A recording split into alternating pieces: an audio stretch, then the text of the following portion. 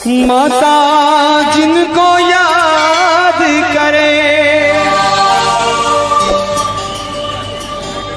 वो लोग निराले होते हैं। माता जिनका नाम पुकारे वो किस्मत वाले।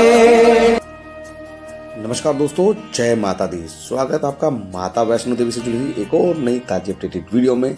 मेरा नाम है निकुंज और आप देख रहे हैं आपका प्यारा YouTube channel Pooja Sharma .Vaishnavi as well as Facebook page Pooja Sharma Vaishnavi. अभी जो नज़ारा देख रहे हैं माता रानी जी के रेलवे स्टेशन से देख रहे हैं और सामने देख रहे हैं त्रिकुटा पर्वत।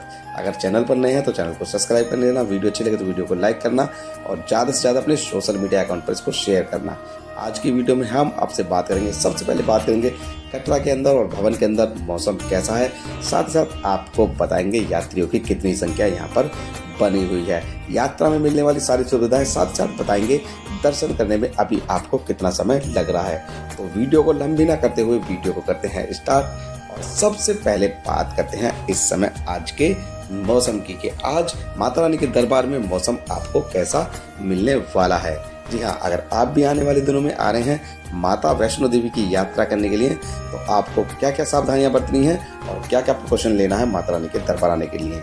जी हाँ, देखिए माता रानी के दरबार में मौसम की अगर मैं आज की बात करूं तो आज है 19 नवंबर 2024, दिन है मंगलवार का और आज आपको यहाँ पर मिला जुला मौसम मिलने वाला है। सर्दी आपको बढ़कर के देखने के लिए मिलने वाली है। साथ ही साथ आपको पूरे त्रिकुट पर्वत पर धुंध भी देखने के लिए मिलने वाली है। साथ ही साथ हल्की फुल्की धूप आपको दोपहर के टाइम यहाँ पर देखने के लिए मिलेगी। साथ ही साथ बारिश की भी संभावना यहाँ पर बनी रहेगी। हल्की फुल्की बारिश आने के चांस भी यहाँ पर हो सकते हैं। तो इसलिए अगर आप यात्रा करने के लिए आने हैं तो आप अपने साथ एक रेनकोट जरूर रख लीजिएगा, कैरी कर लीजिएगा, क्योंकि उसकी आवश्यकता आपको यहाँ पर पड़ सकती है। क्योंकि रेनकोट यहाँ पर आपको इजीली मिल भी जाता है, जो कि यात्रा मार्ग में भी और साथ साथ आपको दर्शन दरवाजे और कटरा में भी बिकता रहता है, वहाँ से आप ले भी सकते हैं अगर आप अपना रेनकोट लाना भूल जाते हैं। कोशिश कीजिएगा एक छोटा कॉम्पैक्ट अम्ब्रेला आप अपने साथ कैरी कर सकते हैं। तो आप इन चीज़ों को लाना ना भूलें। साथ साथ अपने गर्म कपड़े और अगर अपने बच्चों के साथ आ रहे हैं तो उनके गर्म कपड़े लाना बिल्कुल भी ना भूलें, क्योंकि सर्दी यहाँ पर बहुत ज़्यादा है। ये मेरा खुद का एक्सपीरियंस है, क्योंकि मैं अभी दरबार होकर के आया हूँ तो वहाँ पर सर्दी बहुत ज़्यादा बढ़ गई है। रात्रि के समय आपको भवन पर पूरी तरीके से वार्मर, जैकेट और टोपे की भी आवश्यकता पड़ने वाली है। तो इन सभी चीज़ों का ध्यान में रख करके ही आप माता रानी की यात्रा करने के लिए आए। अभी जो नज़ारा देख रहे हैं कटरा मेन चौक का ही देख रहे हैं और ये सामने देख रहे हैं आप RFID कार्ड का काउंटर। जी हाँ, देखिए भक्त जा रहे हैं, यहीं से आप अपना RFID कार्ड लेते हैं। ये देख सकते हैं बोर्ड लगा हुआ है जिस पे आप देख सकते हैं पूरी तरीके से टाइमिंग भी यहाँ पर लिखी हुई है कि किस टाइम ये कार्ड काउंटर खुलता है और आप यहाँ से कैसे ले सकते हैं। इसके लिए आपके पास आपका एक वैलिड आधार कार्ड होना बहुत ज़रूरी है। आधार कार्ड हो या वोटर ID कार्ड हो या फिर आपके पास पैन कार्ड भी होगा तो उससे भी आपको यहाँ पर ये कार्ड मिल जाएगा।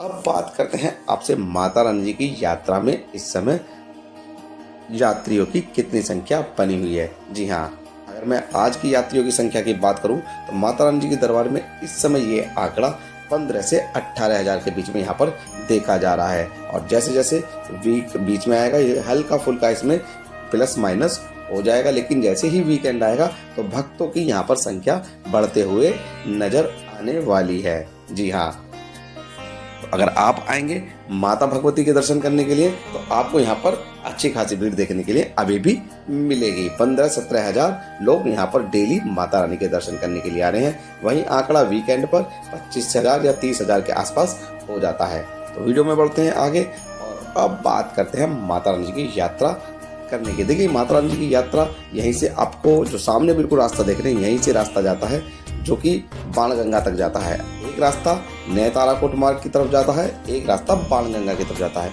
दोनों ही यात्रा मार्ग है माता रानी जी की यात्रा करने के लिए और दोनों ही मार्ग बहुत अच्छे हैं। पौराणिक मार्ग पर आपको सारी सुविधाएं मिलती हैं, घोड़ा, पिट्ठू, पालकी, और नए ताराकोट मार्ग पर आपको सिर्फ पैदल की ट्रैकिंग करनी होती है। वहाँ पर आपको किसी तरीके की कोई सुविधा नहीं मिलती है, ना घोड़ा, ना पिट्ठू, ना पालकी। सिर्फ आपको वहाँ पर लंगर की सुविधा और खाने पीने की दुकानें आपको मिल जाती हैं। वहीं पौराणिक मार्ग पर अगर आप यात्रा करेंगे तो आपको घोड़ा पिट्ठू पाल के साथ ही साथ आपको बाणगंगा के दर्शन भी होंगे वहाँ से, और बाणगंगा के दर्शन के बाद आपको माता चरण पादुका के दर्शन भी वहाँ पर करने के लिए मिल जाते हैं। माता रानी जी की यात्रा टोटल 14 किलोमीटर की है, जिसमें 6.5 किलोमीटर का पहला रूट पड़ता है जो पौराणिक मार्ग से पड़ता है, वो पड़ता है बाणगंगा चेक पोस्ट से अर्धकुंवारी का। उसके बाद 5.5 किलोमीटर की दूरी रह जाती है हिमकोटी मार्ग से भवन की। साथ ही साथ जो भैरव बाबा मंदिर की यात्रा है वो 2.5 किलोमीटर की है, जो भवन से भैरव बाबा तक के लिए है। तो आप वीडियो में बढ़ते हैं आगे और अब चलते हैं यात्रा की तरफ और बताते हैं आपको यात्रा में मिलने वाली जो सुविधाएं हैं वो किस तरीके से भक्तों को मिल रही हैं।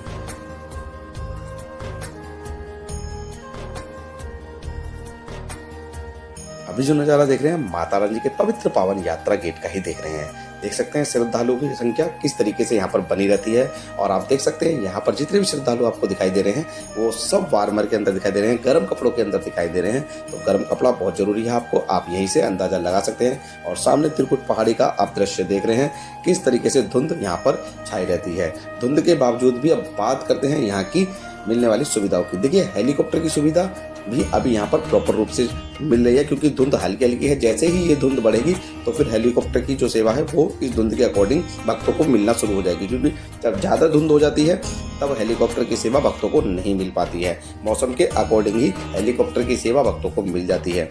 बाकी यात्रा में मिलने वाली सारी की सारी सुविधाएं जैसे कि घोड़ा पिट्ठू पालकी या बैटरी कार की सुविधा और लंगर सेवा, साथ ही साथ आपको मिलने वाले श्राइन बोर्ड की तरफ से सारे के सारे भोजनालय जो कि पेड़ होते हैं वो सब सुचारू रूप से चल रहे हैं। माता रानी की यात्रा में किसी तरह की कोई भी दिक्कत नहीं है। अभी जो नज़ारा देख रहे हैं माता रानी जी के पवित्र पावन यात्रा मार्ग का ही नज़ारा आप देख रहे हैं। भक्त किस तरीके से माता रानी के दर्शन करने के लिए जा रहे हैं। और अब बात करते हैं माता रानी जी की यात्रा में इस समय अर्धकुंवारी परिसर की। जी हाँ, देखिए अर्धकुंवारी में आपको कितना वेटिंग टाइम मिल रहा है और किस तरीके से अर्धकुंवारी गुफा में इस समय दर्शन हो रहे हैं। जी अर्धकुंवारी के वेटिंग टाइम की मैं बात करूँ तो 24 से 26 घंटे के बीच में अभी यहाँ पर भक्तों को वेटिंग टाइम मिल रहा है। जी हाँ, और अधिकतर देखा जाता है कि अगर आप रात्रि के समय यहाँ पर आते हैं दर्शन करने के लिए तो आपको वेटिंग नंबर की भी आवश्यकता नहीं पड़ती है, क्योंकि बहुत सारे भक्त हैं जो कि सो जाते हैं और वेटिंग का नंबर का इंतजार करते करते उन्हें पता नहीं होता। उस समय रात्रि में लगभग 2 से 3 बजे के आसपास इस तरीके से देखा जाता है कि जितने भी भक्त वहाँ पर होते हैं उनको बोल दिया जाता है कि आप अगर दर्शन करना चाहते हैं अर्जुन गुफा से तो आप दर्शन कर सकते हैं। ये सिर्फ उस समय होता है जिस समय भक्तों की संख्या थोड़ी कम देखी जाती है। तो इस तरीके से आप अर्जुन गुफा के दर्शन कर सकते हैं। साथ ही साथ वेटिंग मैंने आपको बताया 24 से 26 घंटे की अभी चल रही है, और माता रानी जी की अटका आरती भी बुक करके आप अर्जुन गुफा से दर्शन कर सकते हैं। अटका आरती का शुल्क 300 रुपये होता है। ये ऑनलाइन और ऑफलाइन दोनों तरीके से बुक हो जाती है। अभी नज़ारा देख रहे हैं माता रानी जी के भवन का नज़ारा देख रहे हैं और देख सकते हैं कितना प्यारा नज़ारा है। माता रानी जी का भवन रात्रि में फसाड लाइटिंग में किस तरीके से जगमगाता रहता है। और अब बात करते हैं इस समय माता रानी के दर्शनों में आपको कितना समय लग रहा है। ये जो नज़ारा देख रहे हैं माता रानी जी के स्काई वॉक का ही देख रहे हैं, और ये रात्रि के समय का नज़ारा है।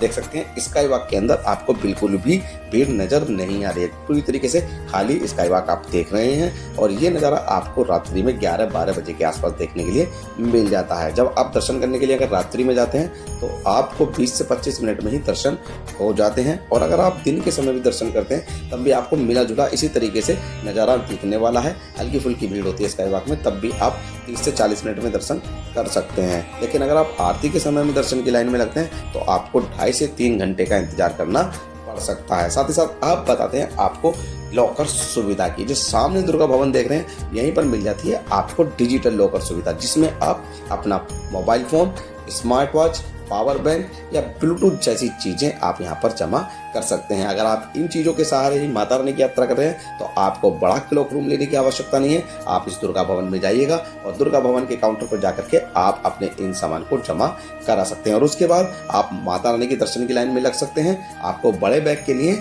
बड़े लॉकर की सुविधा नहीं लेनी होगी। वैसे आपको बता दूं बड़ा लॉकर आपको पार्वती भवन में मिल जाता है, और बड़े लॉकर की सुविधा आपको रूम नंबर 4 माता रानी जी के भवन पर ही, वहाँ पर भी लॉकर की सुविधा मिल जाती है। साथ ही साथ आपको भैरव बाबा की चढ़ाई के पास भी आपको स्टार्टिंग में लॉकर की सुविधा मिल जाती है, तो आप वहाँ भी लॉकर ले सकते हैं।